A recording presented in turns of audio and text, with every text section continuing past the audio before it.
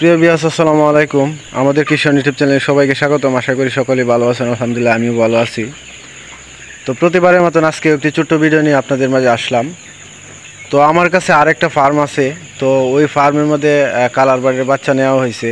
তো আমি আপনাদের মাঝে নিয়মিত ওই বাচ্চাগুলোর ভিডিও শেয়ার করতেছি। এবং এই বাচ্চাগুলা প্রায় আজকে বয়স হয়ে গেছে 39 দিন হয়ে গেছে। ওজনও প্রায় আইসা গেছে 800-900 এরকম হয়ে যাবে। তো এই বাচ্চাগুলা কিন্তু পালন করা খুবই সহজ। কোনো হুড়াহুড়ি করে না, বাচ্চাগুলা উড়াউড়ি করে না, দৌড়াদৌড়ি করে না। মানে ব্রয়লার মুরগির মতন, মানে খুবই নম্রভদ্র বলতে পারেন। আর বাচ্চাগুলা কিন্তু সোনালী মুরগির মতন দেখতে, কিন্তু সোনালী মুরগি না। তো সোনালী মুরগি যারা পালন করছেন তারা অবশ্যই জানেন যে সোনালী মুরগি হুড়াহুড়ি করে, উড়াউড়ি করে, দৌড়াদৌড়ি করে অতিরিক্ত। আর এই বাচ্চাগুলা কিন্তু খুবই ঠান্ডা, খুবই নর্মাল। আপনারা দেখতে পাচ্ছেন কোনো হুড়াহুড়ি উড়াউড়ি নাই। তো আসলে কালার বাট মুরগি পালনের ক্ষেত্রে একটা খুবই শান্তির বিষয়। আপনার কোনো দৌড়াদৌড়ি করে না বাচ্চাগুলা, এবং খাবারও সুন্দরভাবে খায়, খাবার নষ্ট করে না। তো সব মিলে আমি বলতে পারি যে বাচ্চাগুলা পালন করা খুবই সহজ, খুবই ভালো। এবং এই বাচ্চাগুলার গোশত আপনার খুবই সুস্বাদু হয়, দেশি মুরগির মতন। তো যারা অবশ্যই এই বাচ্চাগুলা খাইছেন, তো তারা অবশ্যই জানেন যে বাচ্চাগুলার গোশত একেবারে দেশি মুরগির মতনই হয়, খুবই সুস্বাদু হয়। তো মাত্র দেখা যাচ্ছে যে 40 দিন 45 দিন এরকম বয়সে আপনার 1 কেজি প্লাস হয়, বা এই কিছু কম বেশি হয়, 100 গ্রাম অথবা 50 গ্রাম কম বেশি হয় 1 কেজির চাইতে। তো এই বাচ্চাগুলো যারা পালন করতে ইচ্ছুক, তো অবশ্যই পালন করতে পারেন। খুবই ঠান্ডা এই বাচ্চাগুলা। দেখেন, আমি একটা ছোট্ট একটা জালের বেড়া দিছি।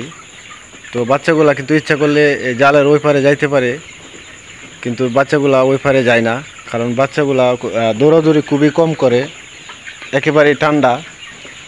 তো আপনারা চাইলে অবশ্যই এই বাচ্চাগুলা পালন করতে পারেন। আর খাবার বাচ্চাগুলা কত খাবার খায়, কত দিনে কত বস্তা খাবার খায়, এই হিসাবটাও আমি আপনাদের মাঝে অবশ্যই দিব। তো বিক্রি করার আগ মুহূর্তে আমি আপনাদের মাঝে খাবারের হিসাবটা দিব। তো আজকে আমি আপনাদের মাঝে এটাই বলার বা বোঝানোর চেষ্টা করতেছি যে বাচ্চাগুলো একেবারেই নম্রভদ্র বলতে পারেন। হুড়াহুড়ি করে না, এবং উড়াউড়িও করে না, দৌড়াদৌড়িও করে না। খুবই ঠান্ডা বাচ্চাগুলা, মানে বাচ্চাগুলা ফালার ক্ষেত্রে খুবই আরামদায়ক।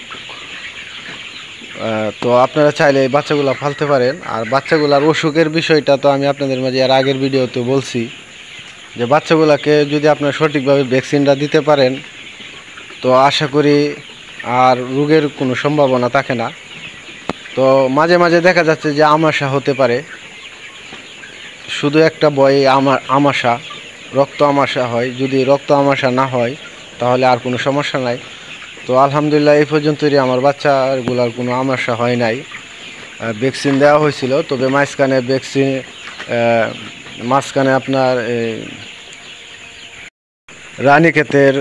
রানীক্ষেত রোগের একটু লক্ষণ দেখা দিয়েছিল। তো তাৎক্ষণিকভাবে ওষুধ খাওয়ানো হয়েছে। আলহামদুলিল্লাহ, এখন ভালো। এখন পর্যন্ত আর কোনো বাচ্চা নষ্ট হয় নাই। তো অবশ্যই যারা নতুন, আমার চ্যানেলটি সাবস্ক্রাইব করে পাশে থাকা বেল আইকনটি বাজিয়ে দিবেন। আমি চেষ্টা করব আপনাদের মাঝে মুরগি পালনের ক্ষেত্রে সঠিক তথ্যটা দেওয়ার জন্য, যেহেতু আমি পালন করতেছি। তো অবশ্যই আমি আপনাদের মাঝে চেষ্টা করব সঠিক তথ্যটা দেওয়ার জন্য। অনেকেই সাজিয়ে গুজিয়ে অনেক কিছু বানিয়ে সানিয়ে বলে, তো আমি আসলে সত্য যেটা আমি এটা বলার চেষ্টা করি। তো আজকের মতন এখানে বিদায় নিচ্ছি। সকলে সুস্থ থাকবেন, ভালো থাকবেন। আল্লাহ হাফেজ।